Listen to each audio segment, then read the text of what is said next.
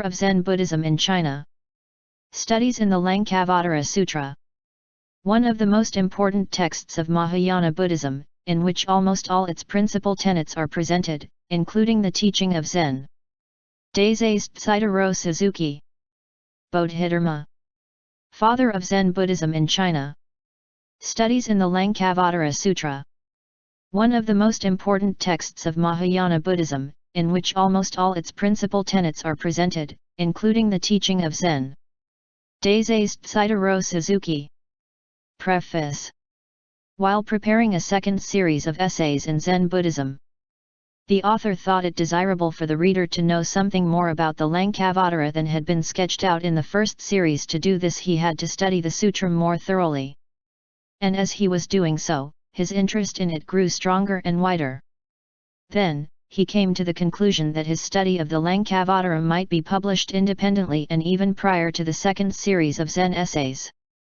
The result is this book now before the reader. The Lankavatara is a Mahayana text difficult in more than one way to understand perfectly as to its meaning and also in its proper historical setting. But its importance as giving most of the fundamental tenets of Mahayana Buddhism has urged the author to publish whatever results he has gained so far in his study.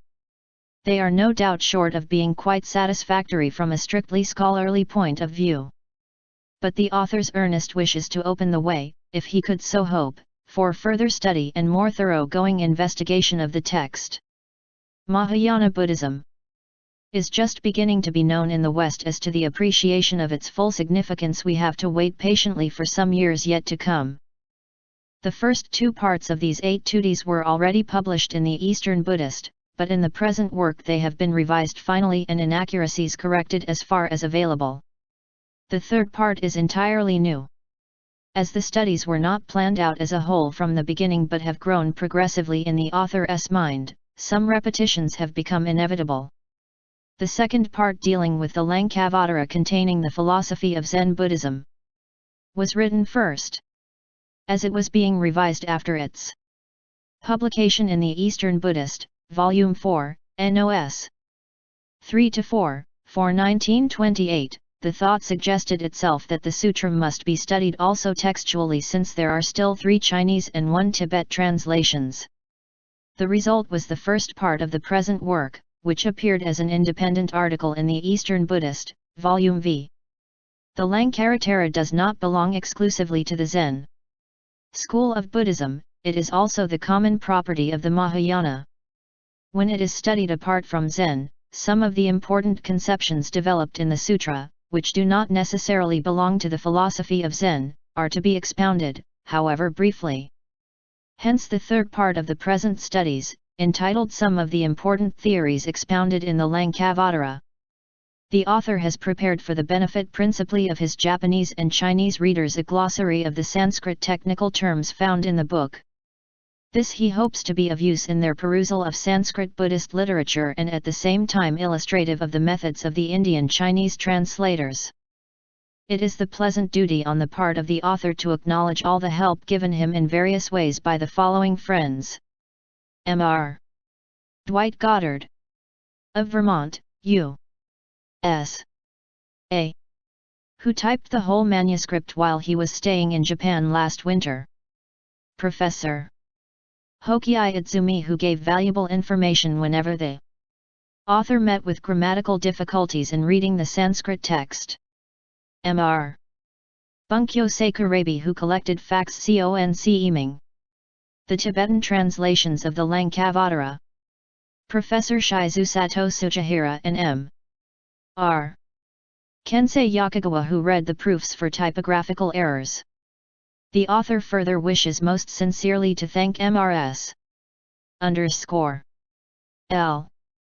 Adams Beck for her critical reading of the proof sheets and for many valuable suggestions. He appreciates the genuine interest she has taken in his attempt to introduce to the West the Mahayana way of viewing human life and the world. The work of proofreading has also fallen to his wife, who is always ready to help the author in his literary undertakings, and for which he remains ever thankful. Finally, the author mentions with gratitude the substantial help and encouragement ungrudgingly rendered by his friend, Mr.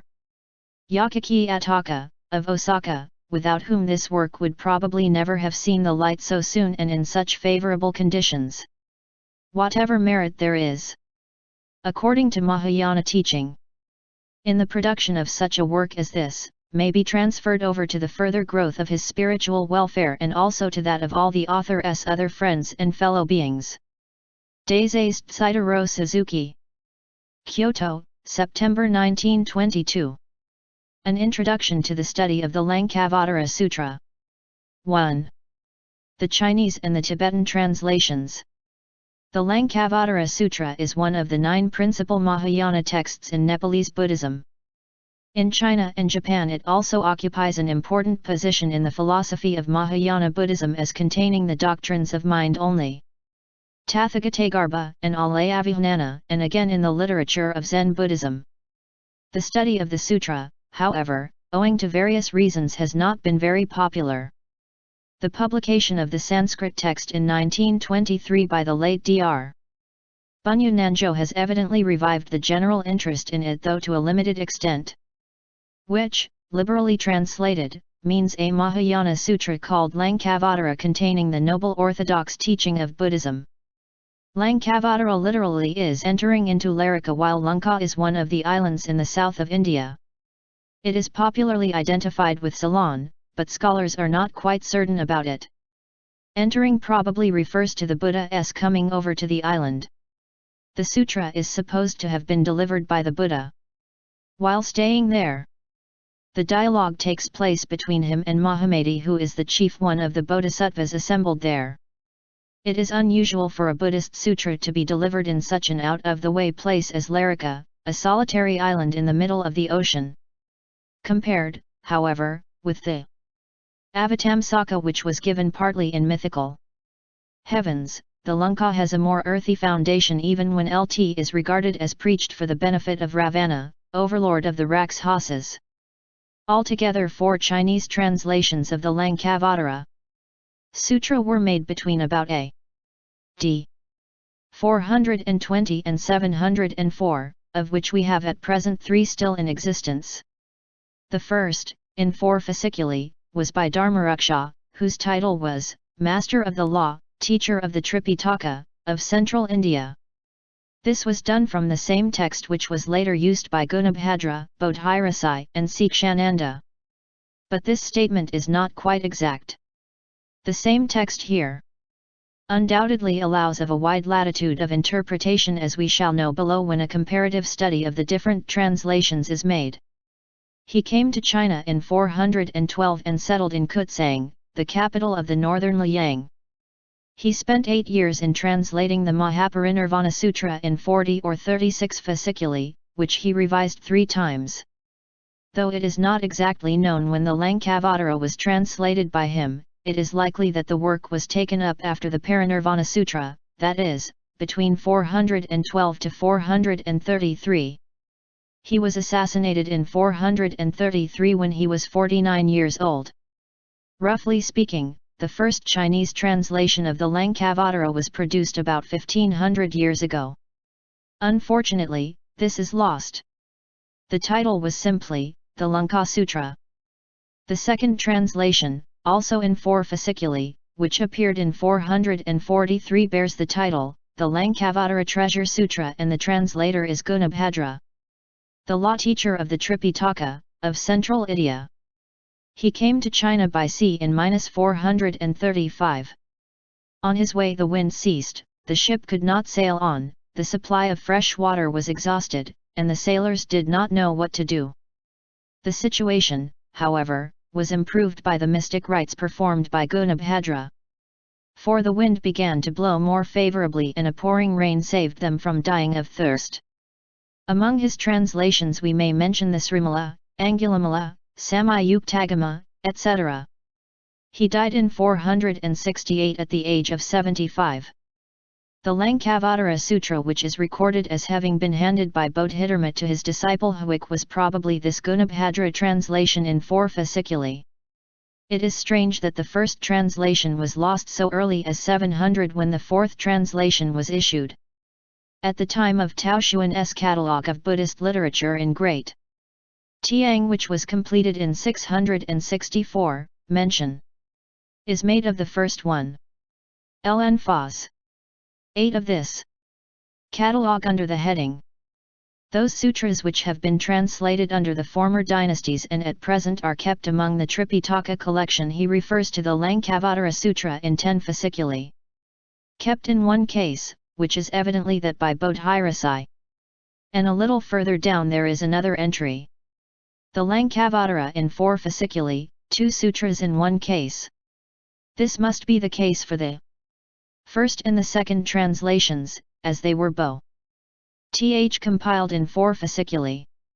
Ln the KINH catalogue, however, which was finished in 730, Dharmaruksha's Lankavatara is mentioned as lost. The loss must have taken place even earlier. As I stated before, for Fatsang, who had much to do with the 4th or Tiang translation, makes no reference whatever to the first. This was only 40 years after the compilation of Taoshuan's catalogue. It is quite unfortunate that we now have no means of seeing how far the agreements go between the first and the second translations, as they are both in 4 fasciculi, and it is likely that they were made from the Sarn original. Fatsung criticizes the second translation as being not quite good as a translation, for it retains to some extent the original Sanskrit diction, which puzzles even the intelligent Chinese reader adequately to understand the text. The third one in 10 fasciculi is by Bodhirasai, the law teacher of the Tripitaka, of northern India. It was finished in 513, about 100 years after the Sung translation. Fatsung's remarks are: although this translation is fuller than the preceding one, the original meaning is not fully expressed and errors are more apt to creep in. This may be true to a certain extent, but as we now have no original text of this third, or way, translation, there is no way of verifying this criticism of Fatsang. There are, however, some points in it which are in better agreement with the Nanzhou edition than with the others. It may not be quite fair to say that Bodhirasai put in his own words to help the reading of the text. The fact may be, perhaps, that his original was largely mixed with gloss and that he was not discriminating enough to reject it as such. This fact partly shows that the Lankavatara Sutra, being a difficult text to understand, not only textually but doctrinally as well, was already in bad condition from a literary point of view when it was brought into China by these early Indian missionaries. The 4th Chinese translation, entitled the Mahayana Lankavatara Sutra in 7 fasciculi, was produced in 700 to 704, and the chief translator was Sikshananda. More details are known of this translation than of all the preceding ones as regards circumstances and persons concerned. The preface by the Empress Tsetin Wuho tells how it came to be translated once more by Sikshananda and others. And, moreover, Fatsung, who was one of the Chinese scholars who were engaged in revising the translation by Sikshananda, wrote a sort of commentary introduction in which is given not only an analytical resume of the Lankavatara Sutra, but a full account of the work itself. The following is quoted from the book whose Chinese title with regard to the translation. The 4 fasciculi 1 was done by Gajabhadra, master of the Tripitaka, of India, et of Sung. Pao Yun the monk took down the master's dictation and Hui Quan put it into writing. The 10 fasciculi 1 was done toward the end of Wei by Bodhirasai, master of the Tripitaka, of India, who was engaged in the work at Yunnan. As to the present one, that is, the 7 fasciculi 1, Sikshananda, master of the Tripitaka, of Utain, is the translator, who, after finishing the translation of the Avatamsaka at Fo Shaoqi of the eastern city, in the first year of Chushi, was ordered by the Empress Tsetin to take up once more the task of translating the Lankavatara. Before the work was completed, Sikshananda returned to the capital and was given residence at the Chinchi. The translation was roughly finished here, but before he had time to revise it he was allowed to return to his native land, by imperial order. In the second year of Chang'an, Mi Tio Shan, a master of The Tripitaka came from Tuhualo, who, before coming to China, had spent 25 years in India, thoroughly mastering the Tripitaka, and he was especially learned in the Lankavatara. By imperial order he was requested to revise Sikshananda's translation, aided by such monk translators as Fuli, Fatsung, etc. Fulai was engaged in giving a final touch to the revised Chinese version, and an imperial preface to the sutra was written, in which its merits were extolled. As to the four fasciculi translation, the rendering is not perfect, the wording is after the Western, which makes even men of superior intelligence confused, not knowing how to read it, while the ignorant and unlearned are apt to give wrong interpretations. The 10 fasciculi one is somewhat fuller in paragraphs and chapters than the preceding one, but the sacred sense is not adequately expressed. When words are added and sentences are mixed in, the meaning grows murky, frequently causing errors, and the result is that the truth, bright and clear, becomes obstructed in its course on account of the local dialect. 1. The Empress, regretting this inadequacy, ordered another translation to be made. The present one was made by comparing in detail 5 Sanskrit copies, and after examining the 2 Chinese translations. What was in accordance with the true sense was adopted, while what was not properly done was corrected. Many years of labor have thus ended in producing this splendid work, in which it is expected that the original sense is accurately represented and scholars